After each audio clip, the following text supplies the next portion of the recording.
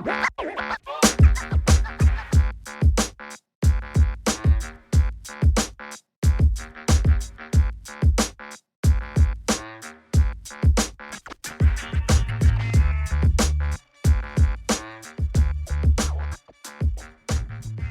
and welcome to We Got Issues, the show about comics made by producers who love comics.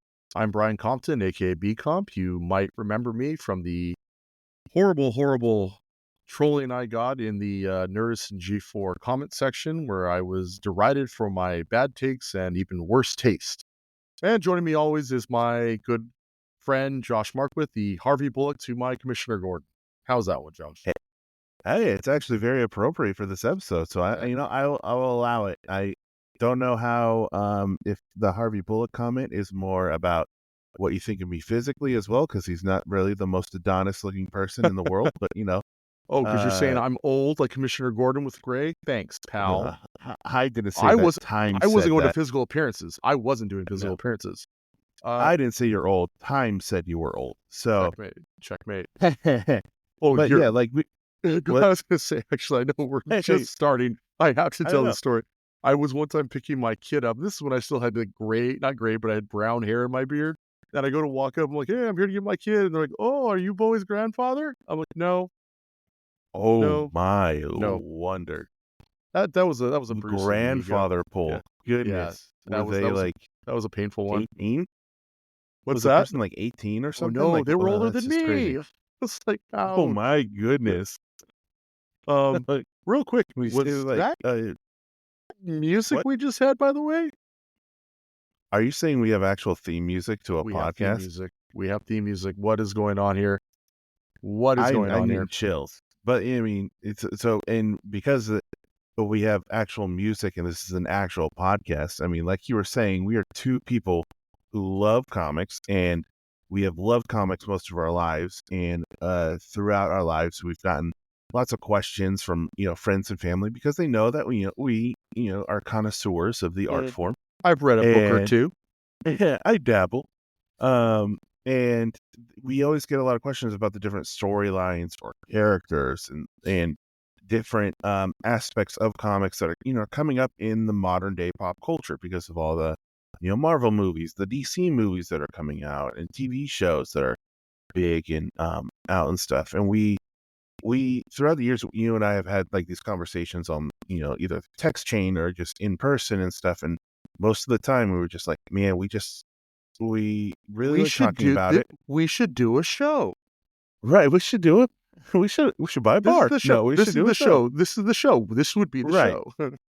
Right. And we're actually finally doing the show, just like how every, two people who have finally found a microphone and a recording program. I think we made a podcast, and because there's not enough out there in the world, so why not make another one about comics? Let's make a niche show about a niche thing. We're gonna be successful. It's gonna be. I mean, look, it's gonna be good. It's good. It's good. It's gonna be good. It's gonna be. I am Scrooge McDucking all over everywhere. But like with this podcast, so the main this is gonna sound really bad, but the main vibe is that these are mostly just I know, right? These are mostly just conversations that you would hear just in the back of the comic book shop, or a bunch of friends just hanging out and discussing what they love, and the medium that they love for so much. The medium that they love so much and for so long. So, and definitely this is just very laid back. We'll be going over some deep dives. We'll be also having some light conversation. I mean, Brian, like he said, will be giving some of his highly regarded opinions and his opinions that everybody loves all the time. So, dude, so it's just the show. I'm telling you, man, I cannot tell you how many times I got like, oh, I like BComp, but man, his takes. I'm like, God, man, that's a hit to the ego right there. And that's the most backwards compliment. It's like, I really like this guy. I just don't agree with anything he says. It's like, geez, that hurt. Now, before we get started, I'd mentioned we had music at the top, which, that signifies that we are a legit, real podcast. And thank you to my brother-in-law, Jesse, for knocking that out for us. It was such a good theme song. I love it. No, I'm glad. If anybody can guess the inspiration, kudos to them. But we also, on top of music, we have a sponsor today. What? We have a We have sponsor. a sponsor and theme music. I know. So Are we a legitimate podcast right now? I think we might be a legitimate podcast. Just saying. So I'm gonna do the little headset. What is it? Is it the little housekeeping? I guess is what everyone says. You gotta read the copywriting. Read the copy. Here we go. From Duff and Shaw Snacks. If you've ever been munching on some gummies or trail mix and said to yourself, this is good, but it would be better if it had a little more cryptozoological, well, then you should, nay, you need to check out Duff and Shaw Snacks. From sour cherry Mothman eggs to forbidden sour gummies, Duff and Shaw snacks and candies are curated from the most mysterious and undiscovered places on the planet Earth, uncovering flavors that will give you stories to tell your grandchildren. Go to duffandshaw.com/issues today and check out all they've got and more. That's duffandshaw.com/issues for the most legendary snacks in the world, and they could be yours. How was that? Wow, that was great. We have a sponsor and our own URL. I'm loving it. All right. So now that that's so out of now the we way, get into the episode. let's get into the episode. It's only been 6 Let's minutes. get into the actual episode. So, with today's episode, though, we have really taken some inspiration from the big Penguin show that's out on HBO Max right now, and it's been doing amazing, and we'll discuss that as well. But we wanted to kind of look at different stories that revolve around Gotham, but they don't involve Batman and or the Bat family. And that is kind of one of the big kind of like twists to this episode. It's like, because you can throw a stone, hit 5 different Batman stories that are amazing, and like you could do what we could do a whole episode on just Batman, Oh, the and you could detective do everything stories. from Nightwing to Batgirl to Alfred to Robin to Azrael everything. to Catwoman. You can do the Court of Owls. There's so much Bat material out there. There's, like what, 5 or 6 mainline just Batman books. You know what I mean? Right. So, I mean, we just wanted to delve into a lot of the stories and everything that just of Gotham itself. And again, one of the main inspirations with it was the current show on Max, the Penguin. Are you enjoying that? I'm really loving it. I mean, I like the so if you don't know, it's it's the Penguin is it's a show that's based off a continuation of the Batman, the R. Pat's Batman that came out. Was it? Yeah, R. Pat's was like 2 years ago. Yeah, like 2022, I want to say. Yeah. So it's a continuation of that. Excuse me, and it's he has Colin Farrell as Oswald Cobb. Oswald Cobb, excuse me, and then her name's Christy Milani. I just say it's the mother from How I Met Your Mother and Bullseye from the Daredevil movie. Yes, pretty much. Yeah, it's a marriage made in weird TVS heaven, but it delves into more of the aftermath of that Batman movie, but also just underground and how there's been a vacuum of of a vacuum of power that needs to be filled, and how Oz Cobb is trying to fill that hole, let's just say. So again, I'm actually really liking it. I thought the R. Bats movie was good, but I'm really liking this better. Yeah, I am gonna go out on a limb here and say I wasn't like a big fan of the Batman movie. I mean, it wasn't bad. It just it didn't resonate for me. Maybe it's because of the Nolan of it all that I enjoy more, or maybe it's just because I don't know. I thought Commissioner Gordon and Bruce Wayne were kind of dopes in the movie. Like, oh man, I don't know about this crime. It's like, dude, like you guys are supposed to be the smartest dudes in the world, and you literally just messed up this. I'm like, okay, whatever. So I wasn't going into it with like high expectations. I also don't really give a shit about the Penguin as a villain. Like of the Bat villains, of the main ones, like he's kind of one of my least favorites. So I was like, I'm really not sure about this show. Holy hell, was I wrong. It is a knockout. A Yeah, knockout. I'm loving it. I'm loving what Absolutely. they've done with the character. They've Yeah. changed him, and it's kind of seeing his his progress up to the way that we kind of all know him in a way. Yeah, I mean, the writing is so good in it. The acting is so good in it. I mean, it's one of those things where, you don't see Colin Farrell on the screen, you see the Penguin on the screen. You know what I mean? Like it's 100%. that level of acting, and the stories it's just excellent. Just go see it. If you haven't watched it, trust me, like even if you're a non-Bat fan, like my wife doesn't care about this stuff. She's like, this is great. And that's what I mean. Go see it. Watch it. It's worth it. Yeah, yeah, it's you could just take it as kind of like this is going to be, I don't know if this is correct, but this is kind of how I'm seeing a very pseudo Sopranos, and Yeah. it's No, like no, no. That's absolutely correct. I mean, uh like very that's what I've mob gotten from a centric. lot of my producer friends. Like this is the Sopranos, but set in the Batman universe minus the Batman. Right. And a lot of, and if you are a Batman fan, there's a lot of great elements in there. There's a lot of elements of Long Halloween, Yeah. and it's a good watch. It's still going right now. But also to just a little hot take about Nolan Batman's Yep. Batman Begins, best one Mhm. out of the three. That's a bold statement, and we will continue that discussion offline where I can use words that won't get us censored. I'm not wearing hockey pads.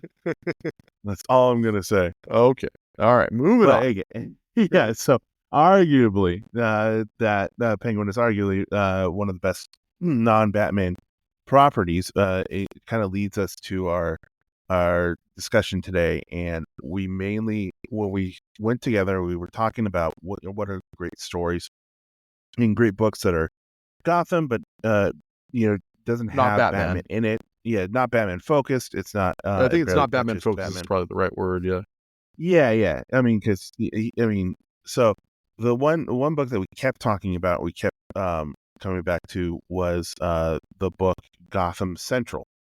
And before we go in a deep dive, we just want to say now we're going to be talking about spoilers for this nearly 25-year-old book. 25 years old, and you haven't read it yet. And if you're a comic book fan, I don't know what to tell you. Just press But if pause, go you're read it all, and come back. That's yes, what I'm saying. That's all you yes, got to do. yeah. So if you're No, don't. concerned about spoilers, Yeah, press don't judge pause, anybody for not read reading it. it. Who knows? There's thousands That's of very books out true. there. 100% true. I'm sorry, I got ahead of myself. That's 100% true. Yes, Look, Gotham Central. If you haven't read it, please, yeah, press pause, and then come back to this discussion because you definitely do need to read it. it's only 40 issues, y'all. Just take It a is. weekend, get an omnibus, sit down, read it, come back, and press play. Half of it, if you have Comixology, half of it is already on Oh, really? Comixology Unlimited. So Nice. yeah, it's in 4 trades. 2 out of the 4 are up on for unlimited. So it's Nice. you're already paying for it. Or just go to your local library. You know. That too. Yeah. Um. So, I mean, we kind of sold it a little bit, but I used to produce a show on Nerdist called Alpha Comic Book Club, and one of the ways we would kick off a book was by reading the blurb on the back. And me being lazy and not wanting to come up with a new way of doing things, I thought, what the hey? Let's just do the same thing we did back in the day. How does that sound Yeah, to if you, it ain't Josh? broke, if it ain't broke, don't fix it. I agree. So here is the blurb on the back. In Gotham, every cop works in the shadow of the Bat. It's the most notoriously crime-infested city in America, home to scores of ordinary crooks as well as many of that special class of criminals known as supervillains.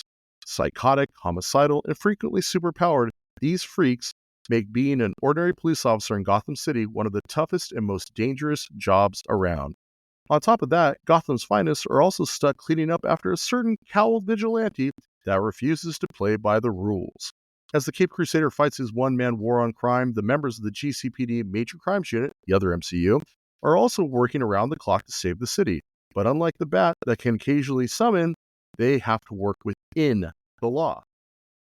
Basically, it's that. It's the Gotham PD, the Major Crimes Unit, the best of the best, the ones that aren't corrupt, trying to handle all the shit of Gotham City.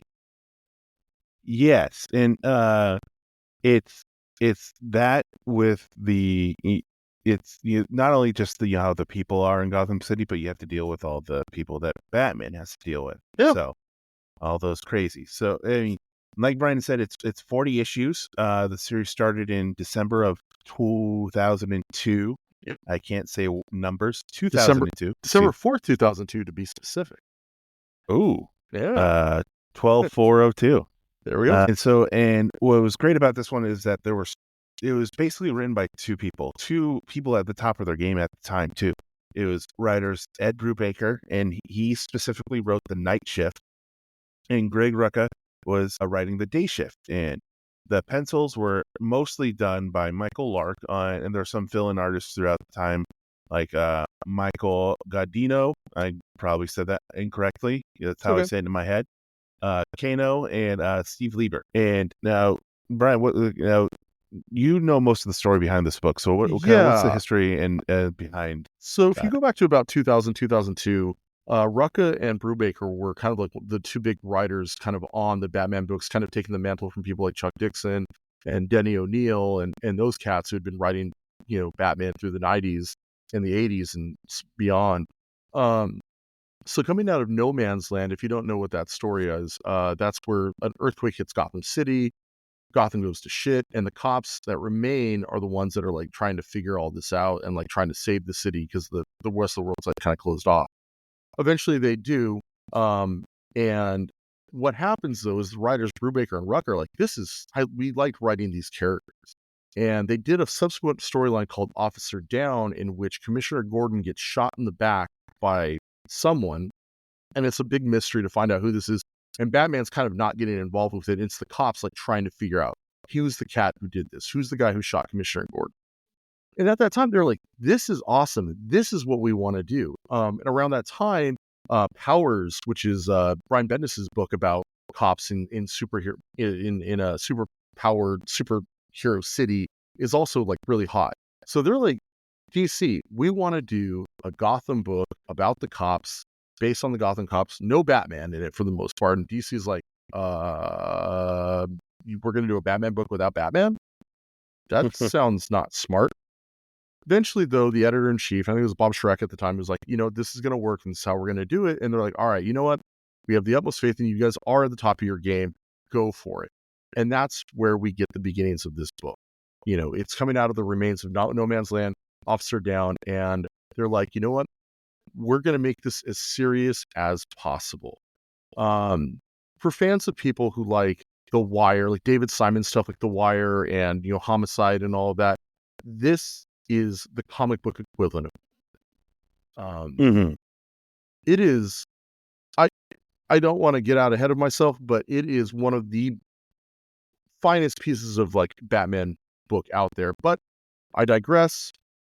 Josh, what about this book made it great? Because obviously I'm biased at this point. You know what I mean? Right. Like, I'm a big Brubaker fan. I'm a big Rucka fan. So like, I'm already going into this thing loving it. But so I'm going to remove myself from this because I am biased. What made this book great for you? So what I think what made this book really great were the cast of characters that were in it.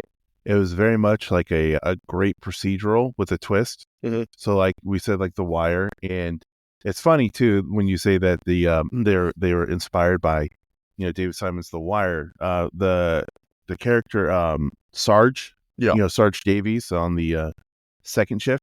Mm-hmm. He is so much like Bunk, who's the big character in The Wire. Yeah. It just completely reminded me of that, and his attitude and just how he's a big veteran, and like the different characters in this is what kind of again, like it totally makes it for me, and just the begrudgingness, which is, I don't know, I'm not sure if that's a word, but I'm gonna say it. Begrudginess that they have with working in a world with Batman in the side of justice, and how it plays throughout their motivations and what they're doing. Like some of they want to get this this case done, but they know we only have until it gets dark, and then it's his turn, type of thing. There's always like a ticking clock kind of situation. There's ticking clock situation when we got to get this done before nightfall, or else this guy's going to come in and take all the credit, or make us ineffectual. And also just how do we work with him when do we work with him? And I actually really liked all the mysteries too, because it Yeah. was police work, and it was like you were saying, it was very much The Wire in it, and like the not only how the cases were, but also the politics within the MCU itself. Yeah, it's interesting because, in the mythology of the book, Gotham PD is a notoriously corrupt institution. People are taking bribes left and right. And these Yeah, cops, no, go ahead, go if ahead. Gotham PD was good, there would be no Batman. That's true. Um, Ostensibly, these cops are the best of the best. These all were handpicked by Gordon, who, Commissioner Right. Gordon is like, that guy was as clean as a whistle. And so he only picked the best of the best. And so while 90% of the force is corrupt, these are the guys who, or the folks rather, not guys because there's women. These are the folks Hmm. that like legitimately believe in what they're doing, want to make Gotham a better place, believe in the mission, and want to make things right. And so there's a sense of like, I won't say honor is the word to them, but it almost is that. There's this sense of like honor that these guys or these folks are doing their best to try and make this world better, and resentful, like you said, of the Batman, Hmm. you know, just like not necessarily hogging the credit, but it's like, we have to work within the law. You don't. What's your problem? You know what I Right. mean? There's a little bit of that animosity, but also recognizing like this cat, like sometimes we need him to get stuff done and we hate it, but we have to acknowledge like he's a necessary evil, you know?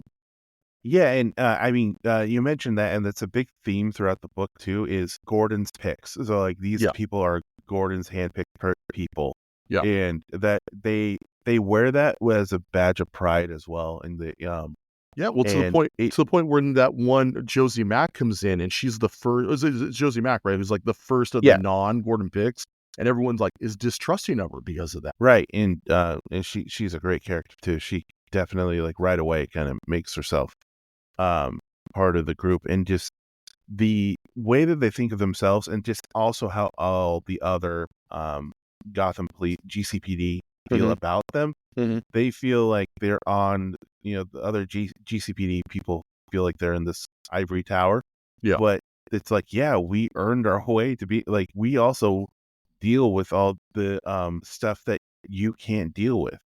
yeah, It, they were handpicked for a reason, not just because of how they were, and loyalty and with to Gordon, but also the badge, but also just how they are good detectives. yeah. And when we say major crime unit too, these are the ones that are dealing predominantly with the freaks, and I hate to use that word, but the freaks of Yeah, that's Gotham, what they the use Mad there. Hatters, Yeah. the Two Faces, the Jokers, etc. In fact, there's one point, I think one of them, I forget which exact storyline it is, but one of the lower detectives down on the lower floor doesn't want to solve this case or can't solve this case. So he just says he gets some, informant, quote unquote, to say, oh, it was Catwoman who robbed the place. So guess what? Right. Oh, if Catwoman's involved, got to kick it up to MCU. And they're like, it's not the MCU. Oh, it doesn't matter. Not our problem. And like one of the characters, Christmas Allen's like, you know what? F it. He's going to play that game. I'm going to show him how we're going to do this, and solves the case, proving it's not Catwoman. You know what I mean? These guys are the best. Yeah, yeah, yeah, yeah. And it's just it's crazy what they have to deal with. Yeah. And just Well, like in the first issue. the very first issue is just such a crazy, just they go in for a off hours knock and talk to like there was like a CI tip, and then opens the door, and then all of a sudden, oh hey, there's Mr. Freeze, and he just completely freezes one of the detectives. And then, to make matters worse, to taunt the other cop, starts like flicking pieces of the guy off, like ripping his ear off and breaking his hands and Yeah, all that. It's genuinely terrifying. You know, it's funny. I think I've read somewhere it's like, if Paul Dini humanized Mr. Freeze, this book demonized him, you know? for sure. Which is, I think it's actually a great way to kind of introduce the book. Hmm. Was and this is gonna sound crass, but you kill one of the detectives, that brings in both shifts, and then Yep. puts them both all on high alert and Hmm. high going to find the the bad guy basically in this, and you bring him into one, so you get kind of everybody in that one book, because it would like how we said, like Brubaker would take the day shift, or Night excuse me, shift. night shift, and then Yeah. Rucka would take the day shift, and it wouldn't be in the same books, excuse me, same issue.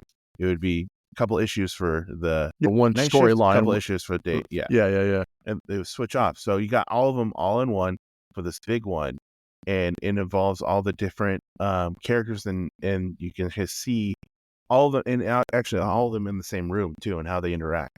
Well, and kind of going back to what you're saying about like kind of characters, that is what makes this book shine. Like, the procedural element and the mystery element and the Batman of it all element, it's all great. Like it's all great window dressing or it's all great setting and all that. But it is the characters that do make this book shine.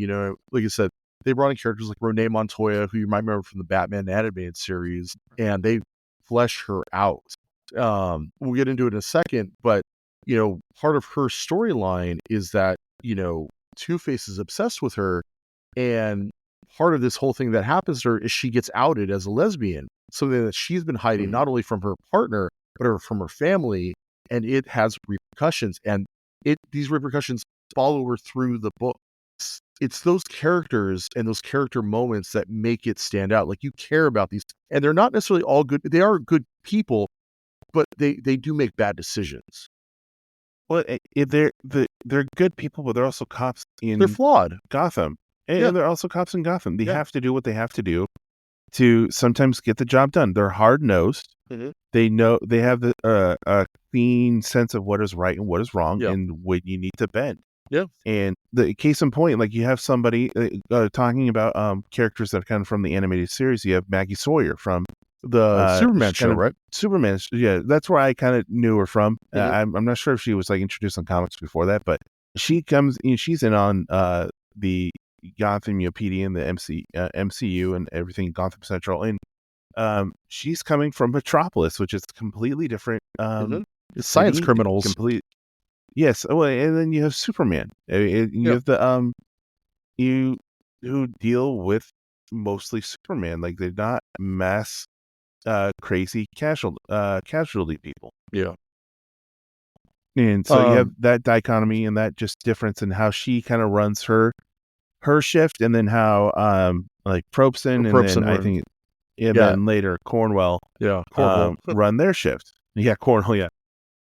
That was another thing right there, and I know we're talking about characters, but I do want to talk about that for a second. Is one of the things I loved was the adult nature of the language in this book. It's not for the faint of heart. It's not Comic Code approved. Now, you're not going to get things like F-bombs or S-bombs or anything like that. I mean, they do drop mother effer, but it's like F and then like an ampersand and a hashtag and, whatever it is to blur out the fact this is motherfucker. But you do get real words, like to the point where like I haven't read this book in like 20 years. Like I crammed it all over in the week. I was like, this is effing great.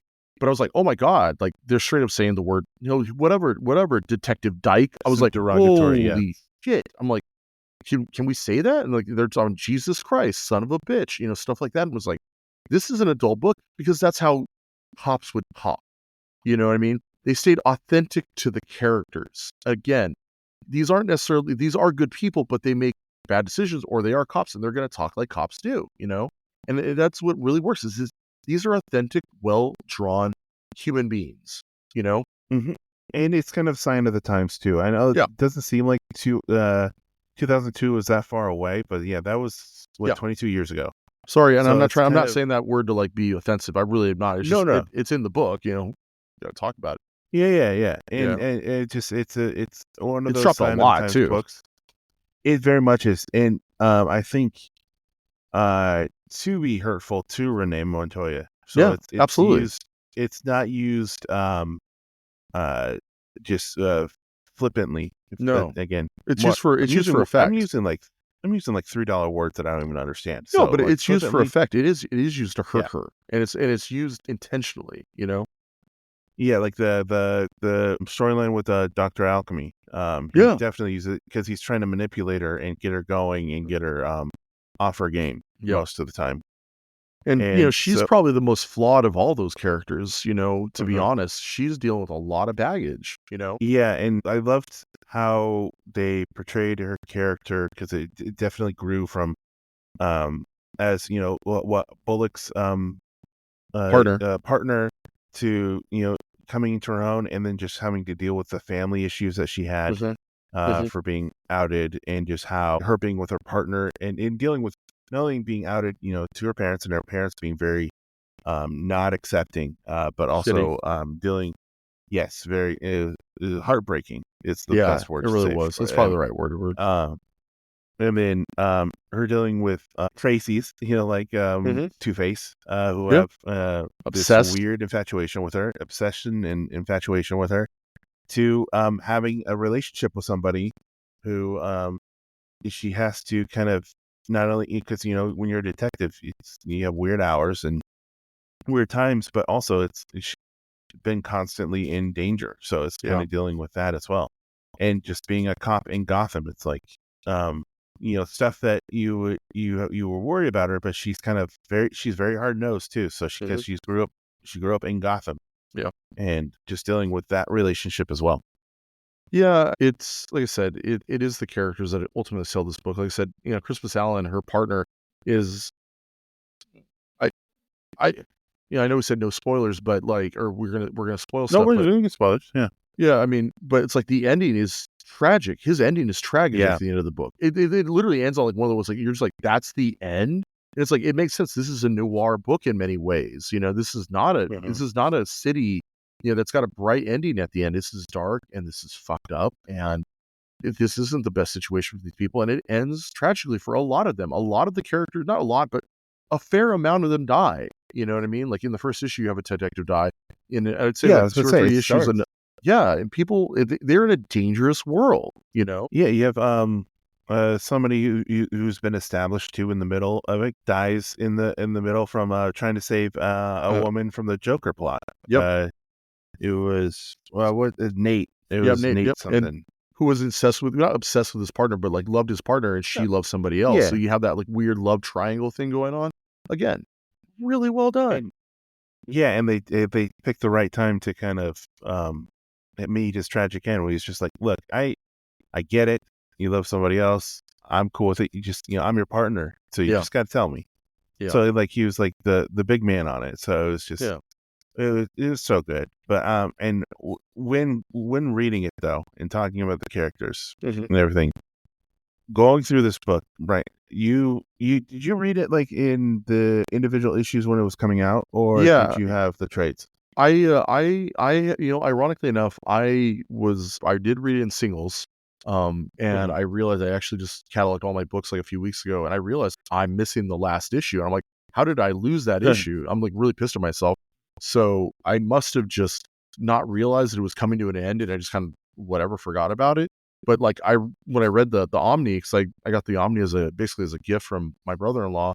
Um, I I mean, was the like, brother-in-law that did our yeah, awesome theme music. the awesome music. Well, he gave me a gift card, to a comic shop, and so I was like, and it's funny, I bought the Omni, not even knowing we were gonna do this episode. I was just like, I was looking, I'm like, Mhm. you know what?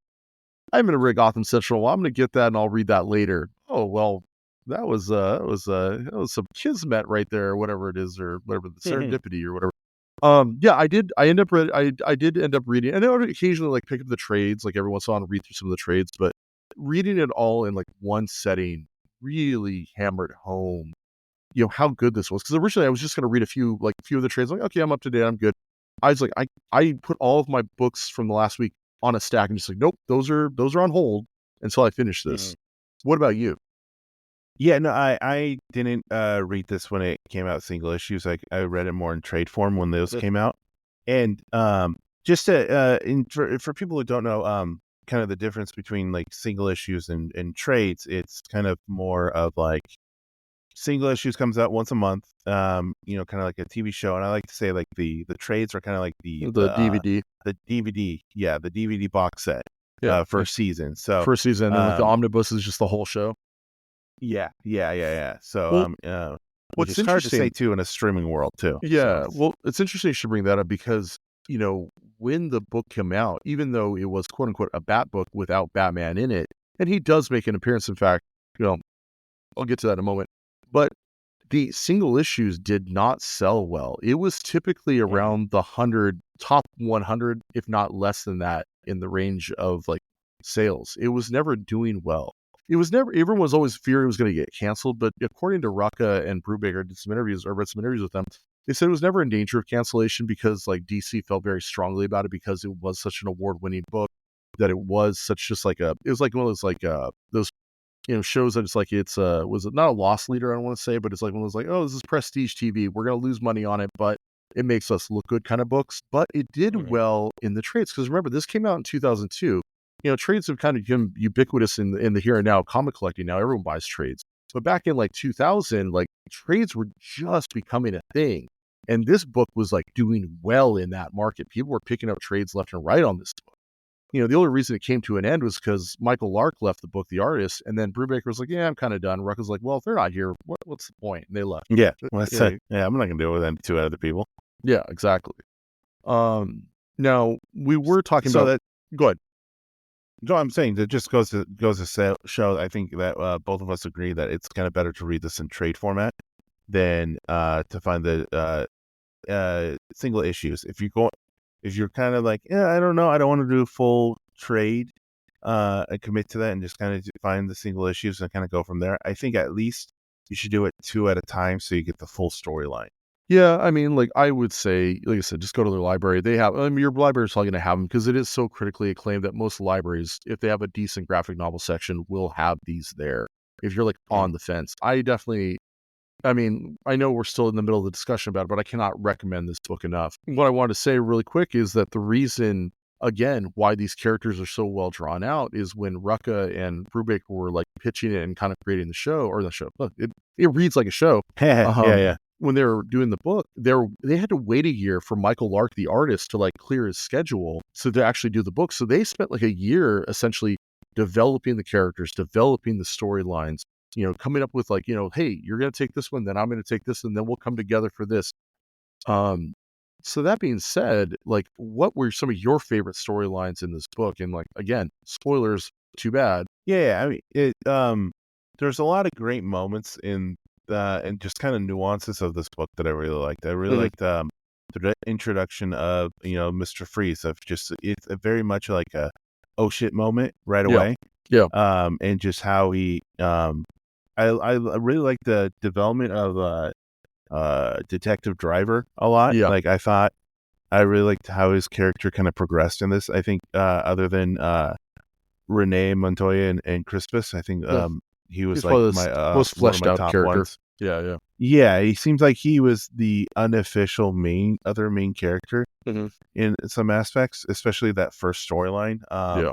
I love the just at the end of the very first storyline where he turns on. So the whole there's a bureaucracy nuance with this whole the bat signal because and I love that detail in the book where the GCPD cannot Legally. officially Yeah. acknowledge that there's a Batman at all. So they have to have the secretary, who's kind of like a Attempt. temp state employee, yeah, turn on the bat signal, and that's like her main job. Yeah. But he takes it upon himself at the end of the storyline to turn on the bat signal. Batman comes up. He's like, "You're not supposed to touch that," and he's like, "Look, we did this without you. We don't need you." But we want you. I just want you to know, like we were able to handle this, so we can Yeah. hold our own. And the Batman just goes, "Fine, don't turn that on again. Bye," and he Yeah. just leaves. He's just like, he was like, whatever. But it was such like in like a moment for Driver Mhm. that it was that's one of my top moments for sure. I love I forget which detective it is, but they think they're talking to another detective in the I dark. was about to say that that was my crow. That was my crow moment. Pro It was moment. it was Sarge. He was Oh yeah. talking who we thought was Crow, Yeah. and it was actually Batman. He's like, Batman in the "Oh, dark, using his voice or pretending to be his voice. yeah," and he's like, "Man, he does it." They even say Batman is like, "He does a great impression of you," and they're like, "I think he does a great impression of all of us by now." So Wad, the new one, he hasn't done it. Don't bet it, honey. Yeah, exactly.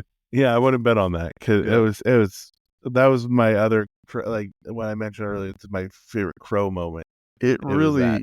really they use him so sparingly, which is great because when he does show up, it has impact, it has force, but I'm Mhm. glad they didn't use him or rely on him as a character. I mean, you do Right. get the occasional pop-ins, like I said, you get the Teen Titans in one arc, you do get, Huntress in another arc, just for Mhm. an issue or so. There's Catwoman shows up because she would show up, she's a cat burglar. Of course, she's gonna show up at some point or another, but they use them very sparingly. There's a focus Yeah. on these detectives, and that's what really makes the book work. You know Yeah, it's about how they handle.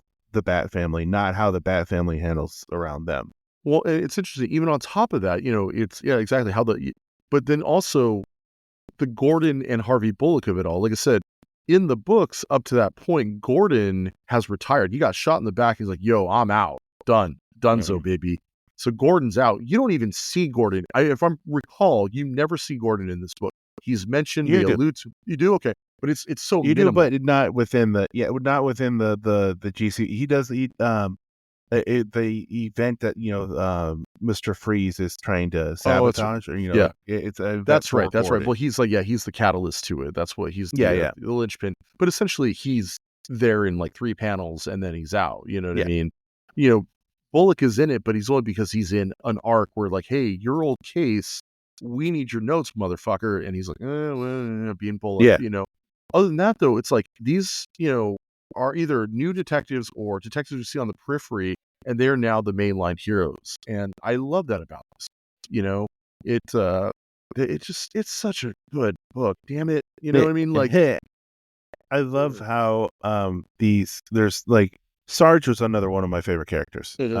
I loved how, because he was also a former partner of Bullock, Yep, and he was is one of those guys that's been in the force for years, yep, and his very this is just another Tuesday of it mhm, is great, especially when he runs into that burning building just trying to get yeah, Firebug, yeah, or the new Firebug mhm, out of that, and just different how each character has their own little history within mhm, Gotham, or how that connects to the other Bat family, like yeah, was it Vincent Del Orazio? mhm, I just the detective Vincent, mhm, let's call 'em that. how he has, yeah, he has connections to the La Familia, Mhm, which has another connection to the Bartelli family, whose mhm. connection to the Huntress. I mean, and it's very much just all these little webs that still within the base of what Gotham is.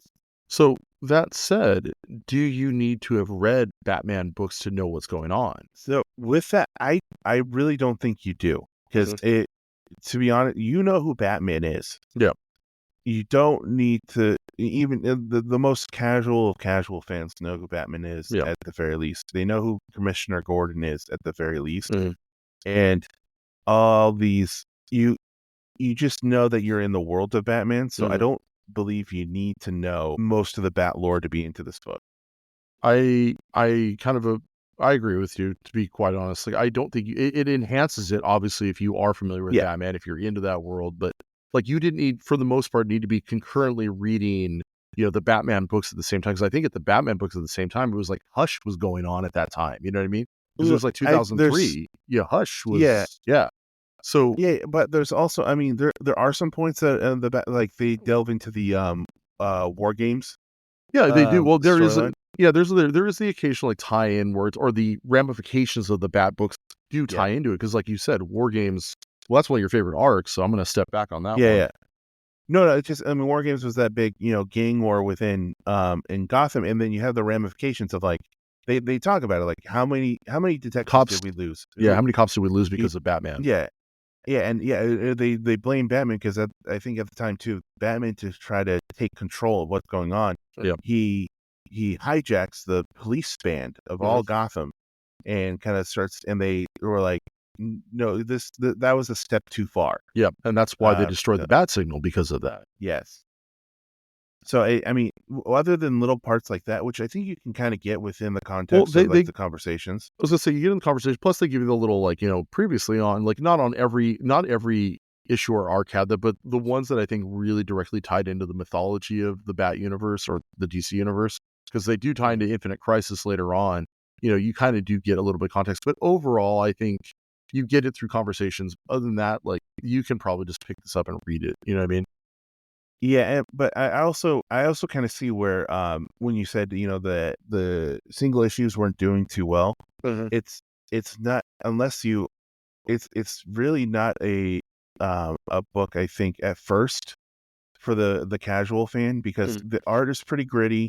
These are a mhm, lot of characters, like we said, we don't really know. It's a lot of characters at once, so Yeah. sometimes it's a little bit of a hard read, and especially, the art is great, but sometimes with the art, you kind of don't know who is who. Like Maggie could be Uh, mixed up with Romy or something like that. right, or like, what, you Probson, you don't know, like, is he Yeah. who is he? Or, like you said, Cohen, like, who is he like, Burke? I Or mean, the again, acting we're just naming. mayor or the Commissioner Ye Atkins or whoever, Yeah, so, I mean, it is a little bit of a tough ledge to kinda jump down to, Mhm. but it's definitely well worth the work of Oh, it, yeah. I would Oh, say. oh, So 100%. so, 100%. like what we're saying, you don't need to know, like, Batman books, but it's definitely a book that's, not too faint of heart, if that makes sense too. Yeah. Because they do deal with the adult themes and the craziness of Gotham. So it's a worthy read. I think I should say that. It's a Gordon pick. Let's just say that. Huh? Aha, aha, I got Huh? it. I got that.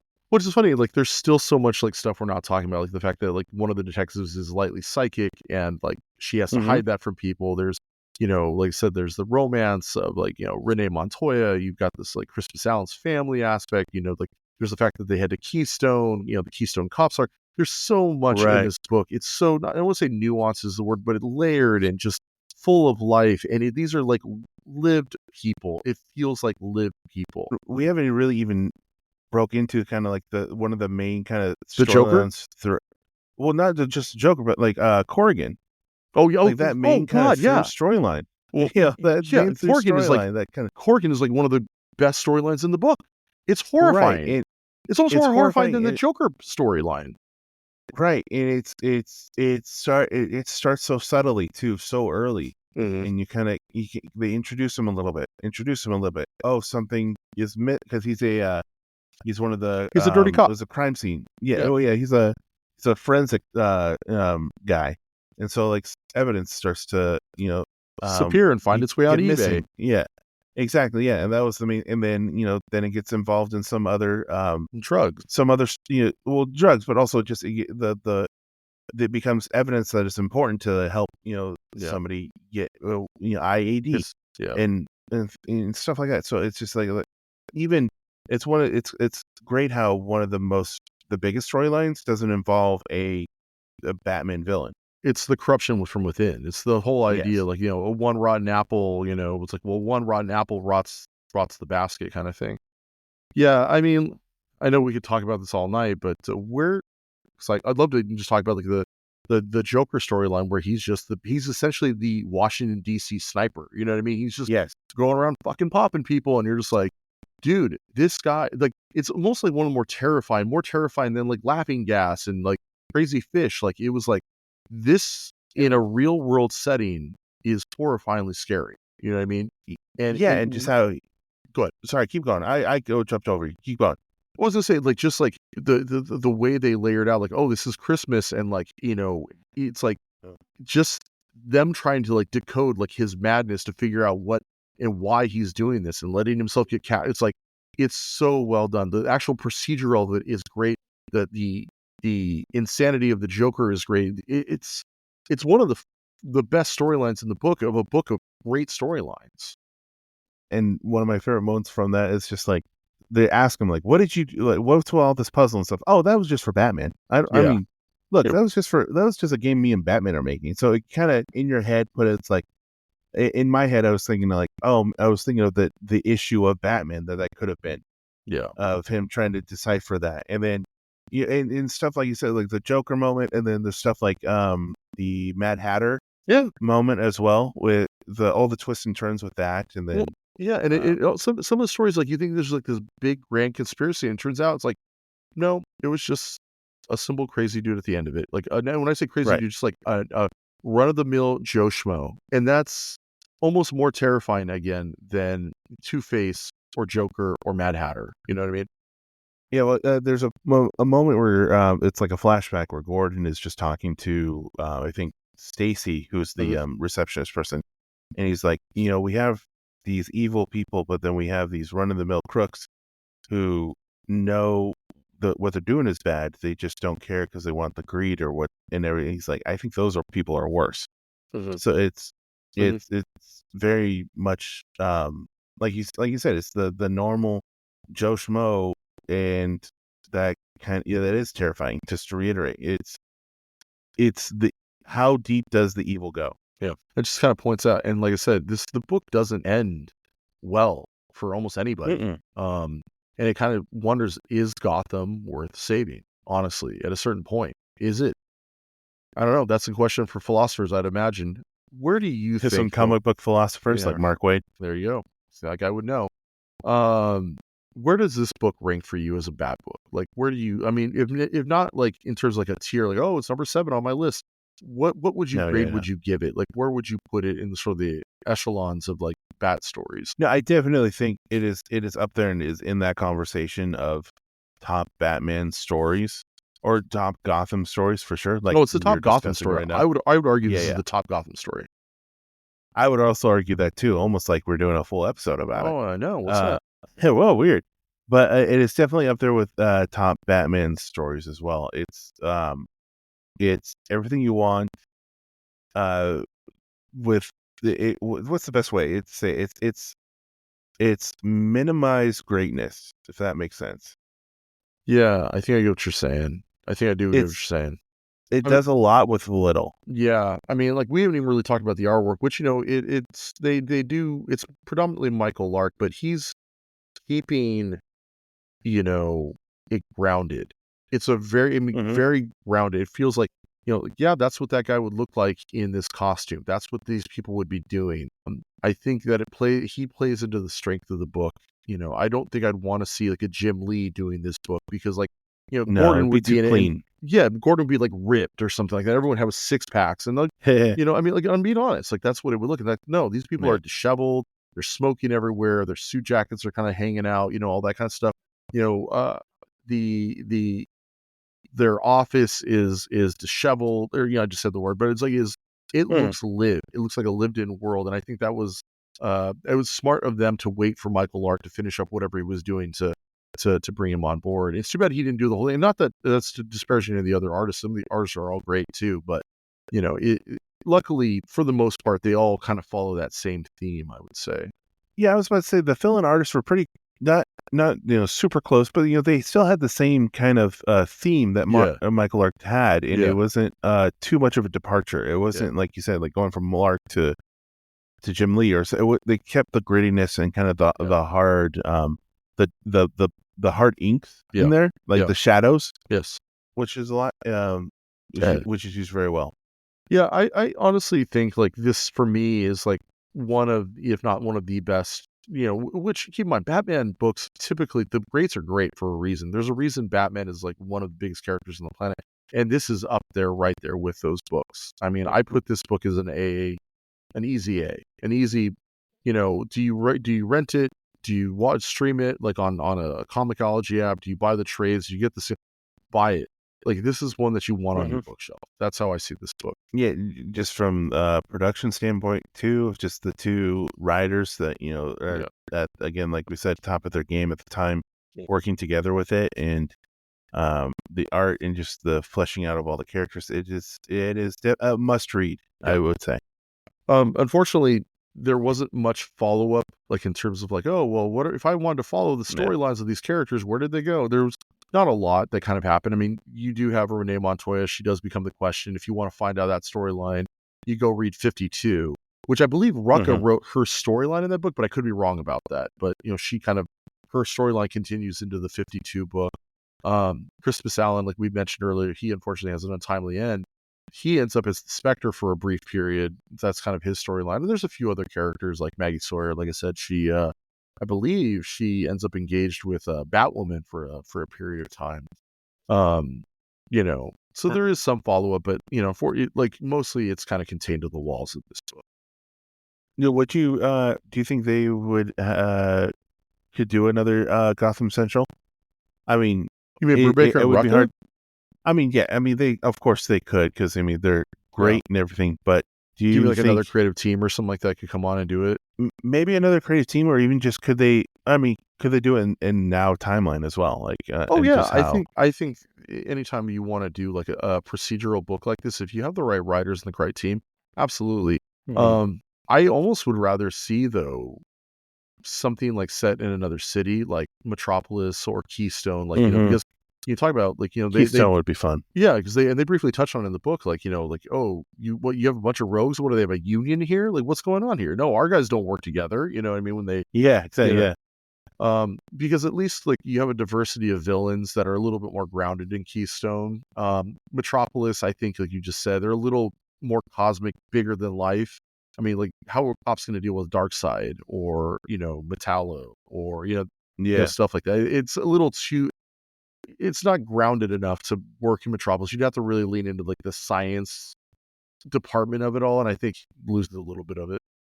Yeah, I think the villains that are big enough to fight Superman are really hard to have a police force, Yeah. a believable police force, story around it. Yeah. Like, I would probably Keystone would be great, or, Yeah. Central City PD would be good, and, I mean, what Jeff Johns' Flash is kind of close. It's not Yeah, really, 'cause like, well, it deals with super Iron Heights a lot, right?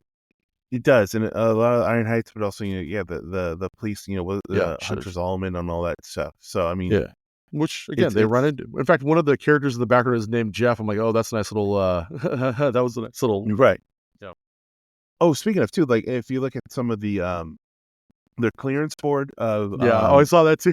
All the yeah, Easter eggs on it. Yeah. yes, yeah, little Easter eggs of all the names of, of all their, ongoing, investigations Yeah. and stuff that is closed. You're like, "Oh, I know that name." Like, it was like Bendis even showed up in Yeah, that or Bendis something was like there, that, yeah, so, yeah. uh Um, so I think we're giving this a resounding must buy. Is that correct? I think so, yeah, I think it's very much, a must buy, must read, at the very least, and then it's something to add to your Batman, um, what's the repertoire? Yeah. Or, what do they call, like, a bunch of wine? I don't know. It's just your your Batman corner or There we go. that's really horrible. Never mind. There's Let's a just better way to say it that, and just we're gonna yeah, there's know the way worst part better about ways to that, say that. Josh, is you're gonna wake up in the middle of the night tonight and you're, "What's what I should have said?" I know, and it's gonna and then I'm just trying to he'll hear, like, it edited in. It's Yeah. just gonna be like, "Oh, it's just one of those better line." And then, but yeah, it's definitely something for any Batman fan to read, and if you have read it, I would suggest reading it again. It's a fun read. So we are running out of time, but I want to use, like, what we have left to can you think of any other Bat stories, non-Bat, or Gotham stories that fans should read if they're into this, or if you want to read more about Batman without Batman? Do you have anything, or should what would you? Yeah, yeah. So I mean, we'll do my I got one, you got one, Sounds good. type of things, and then my first one, because we were discussing, like, what are other great stories, and we had the rules of nothing that focused on Batman or the The Bat Bat family. family, yeah. One of my ones that I read and really liked was it's called Mother Panic. Mm. It's by Jody Hauser, and Yeah, the Jody art was from Tommy Lee Edwards Edwards, yep. and Sean Crystal. Excuse me, I'm gonna And cough. it was Excuse me, sorry. no problem, Holding no that one problem. We're back. keeping that in. No, keeping that one in. So uh, it's about Gotham, and it's about this character, Violet Page, who was basically she was forced into a boarding school as a kid, and then she was experimented on, and she was given some, like, super strength and some, like, a lot of mental problems, but she kind of goes on this whole revenge kick of trying to find who basically all the people that put her in that boarding school, and who kind of try to make her into a weapon. Hmm. And she becomes Mother Panic, which is vigilante. So she kind of runs into this problem of, like, am I out this for revenge, or can I be a hero?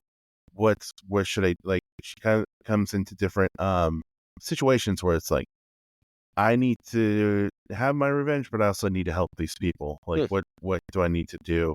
And it's very minimal interactions with the Bat family. There's a little bit more with Batwoman, Mhm. but it's mostly her trying to, like, what's the thing? Not John Wicking it, but she's on a revenge thing and trying to do her.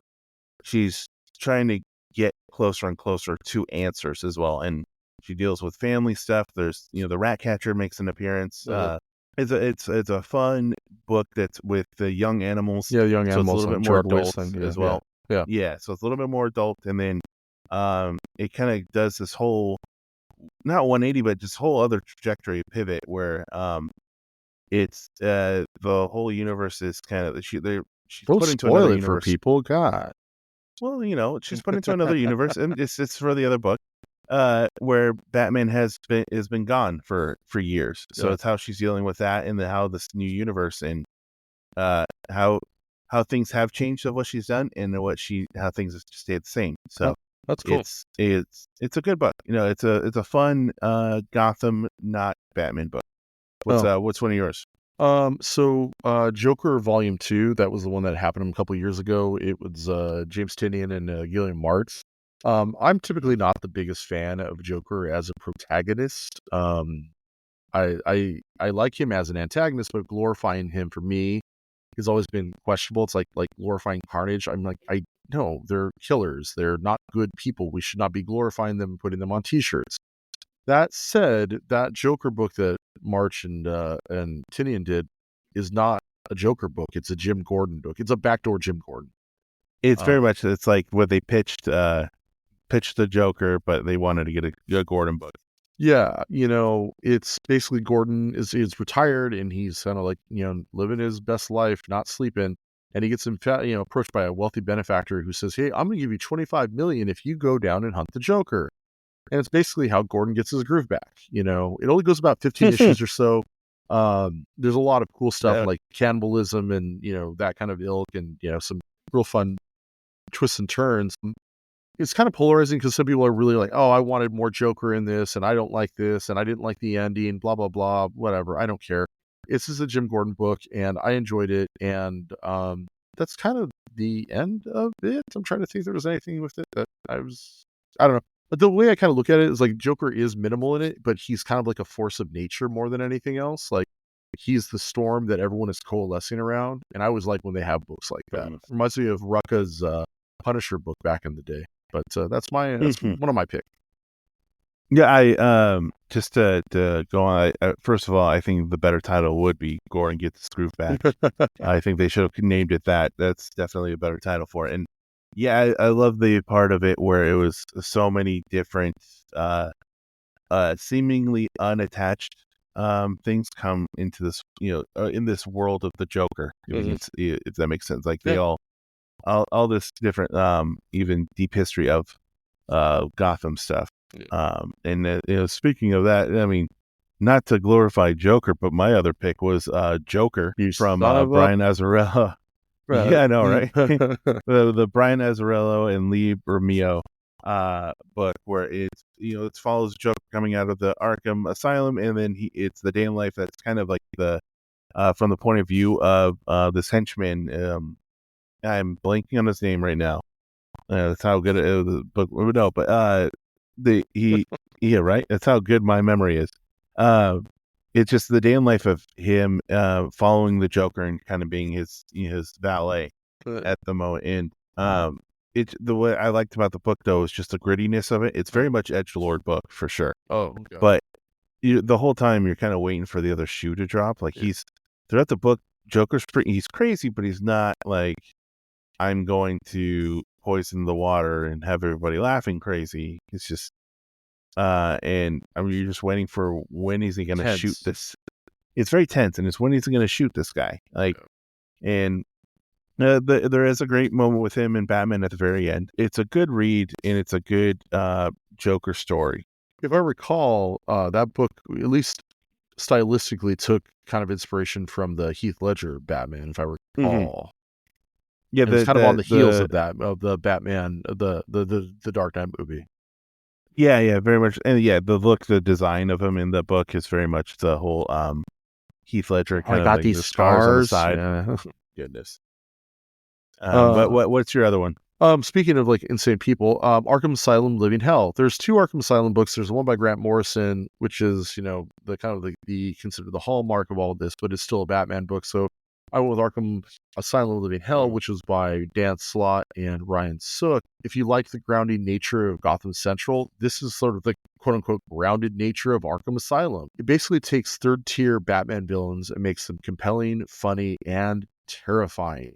You have big bads like the Joker and Two-Face who do pop up in it, but it's like for like almost like a cameo more than anything else. And you're dealing with characters like Humpty Dumpty and Magpie and, was it Jane Doe and stuff like that. And um, just a really fun, terrifying book as this one criminal who's a white-collar criminal, stole billions of dollars, figures he can get away with not going to prison by getting himself instituted, and he gets instituted at Arkham Asylum and realizes, holy hell, I've gotten in over myself. And then slowly, it's that thing of like, the inmates running the asylum, he becomes a part of the mix. Beautiful book, really funny, and also tragic too. It's one of my favorite premises too. It's just like he's like, the best way I'm going to stay out of jail is I'm going to say that I'm crazy and I'm going to be committed. But of course, the worst place to do that is Gotham. Yeah, well, it's that change of venue that did him in. What I also love too is like every villain that runs into him, including the Joker, is like, wow, you're the worst human being I've ever met. He stole like everyone's pensions and like even the Joker's like, you're just garbage. You're worse than me. Yeah, he's like, you kill people. It's like, yeah, but I don't take away their pensions or their retirement. Yeah, and my favorite moment in the book is when he's just sitting next to Crane, and something happens and he screams, and Crane's like, oh, I really like that scream. I like the octave. Can you do that again? He's like, no, and it's like, and the Crane's just like, oh, okay, the hard way then, and he just stabs a fork through his hand, and he's like, no, see that? No, that was wrong. That was the wrong pitch. That was no good. It's just the nonchalant of how Crane was doing that. It just shows just how crazy it is. And I love the backstories too of some of the Arkham people. Should we save this for a later discussion? Because I can go into this book for a while too. I know we could. We might do like a villain episode. You know what? When we get our Patreon going, we'll do this as a bonus episode for our Patreon. That's what we'll do. Yeah. That's what we'll do. Yeah, and breaking news, we're going to try to get a Patreon going. Well, I have it going, but it's like I haven't launched it yet because I have to do tiers. I'm like, I don't want to do this and like launch. I was like, I'll just leave it alone for right now. What? One thing at a time. We got our we got the music, we got our our sponsor. We're cooking with fire right now. We're working. Yeah, we're moving to the Patreon point. And what's that sponsor again? It's duffandshaw.com/issues. Issues. If you want some awesome snacks that are amazing and with some cryptozoology mixed in, so it's fun. Okay. Here's my last pick. Yeah. Last pick, because we said we would only do 3.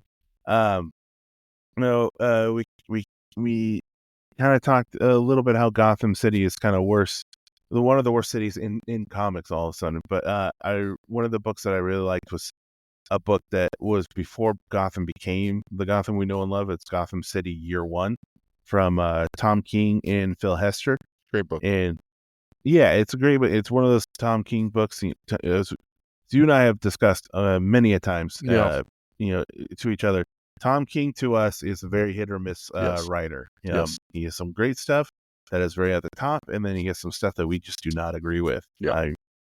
You have Vision to Heroes in Crisis. Let's just say that's kind of a wide. Wow, that's a wide range. That's a wide range. It's a wide range for us. Wide range there. But I think Gotham City is at that top tier of it. It's a very great noir mystery book, and it delves into not Batman's, not Bruce Wayne's parents, but his grandparents and the early Gotham, and it follows Slam Bradley, who makes an appearance in Gotham Central, much younger than he does in this book. Yeah. I was going to say, because Slam Bradley also he was also a supporting character in Brubaker's Catwoman book too. So, but anyway, I digress. And he